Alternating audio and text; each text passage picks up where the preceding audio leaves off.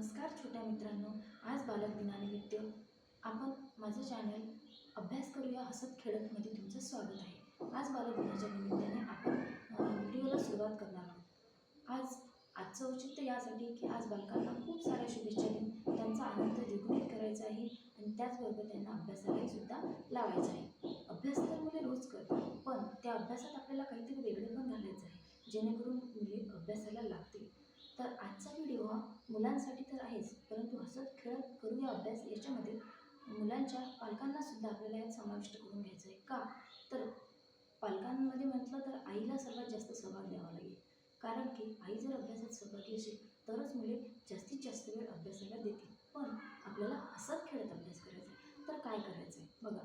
आज आपण व्हिडिओची सुरुवात करतो त्यानिमित्ताने मला तुम्हाला छोटासा एक इन्सिडेंट किंवा एक छोटीशी गोष्ट सांगायची आहे। ती अशी आहे की एकदा एक कोणीतरी व्यक्ती होत्या ज्यांचा मी व्हिडिओ ऐकलेला होता।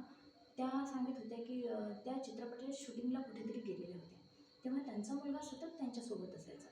तर त्या काहीतरी शिवाजी महाराजांवर आधारित एक चित्रपट किंवा छोटं नाटक वगैरे काहीतरी करत असतील। तर मग मुलाला सोबत न्यावं यामागे त्यांचा उद्देश होता की यालाही शिवाजी महाराजांबद्दल काहीतरी ऐकता येईल, म्हणून त्या सतत त्याला शूटवर घेऊन जायच्या। तर एकदा काय झालं, त्यांनी असंच त्याला वारंवार सोबत। नमस्कार मित्रांनो, तर आपण मुलांच्या सवयीविषयी बघितलं आहे। आपल्याला पालकांना मुलांना शिकवायचं तर आहे, परंतु हसत खेळत कसं शिकवायचं आहे त्याआधी आपल्याला काहीतरी प्लॅनिंग आखावं लागेल, काहीतरी योजना बनवावी लागेल, जेणेकरून आपली मुले आपल्यासोबत हसत खेळत अभ्यासाला लागतील।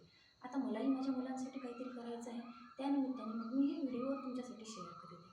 बघा, आपल्याला मुलांना अभ्यासाला लावायचं आहे, परंतु त्यांना जोर जबरीने किंवा रागावून चिडून असं नाही। तर काय करायचं आहे, जेव्हा आपल्याला मुलांनी वाचन करावंसं वाटते तेव्हा काय करायचं आता मी डायरेक्टच तुम्हाला यासाठी सांगते आहे की समजा सगळ्यात महत्त्वाचं आहे अभ्यासासाठी की लहान मुलांचा आपण अभ्यास सुरू करतो तो कृतीतून घडायला पाहिजे।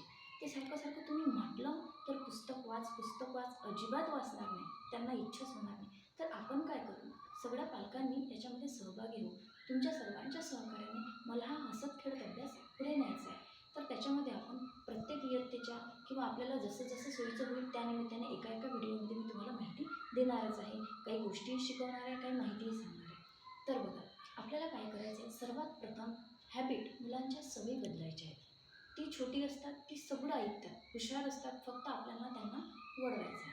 सर्वात आधी काय करायचं आहे, आपण मुलांना वाचन कर म्हणायचं नाही। आपली जी कामे आहेत ती आटपली की मुलांना घेऊन सरळ पुस्तक घेऊन बसायचं। तुम्ही पुस्तक घेऊन बसले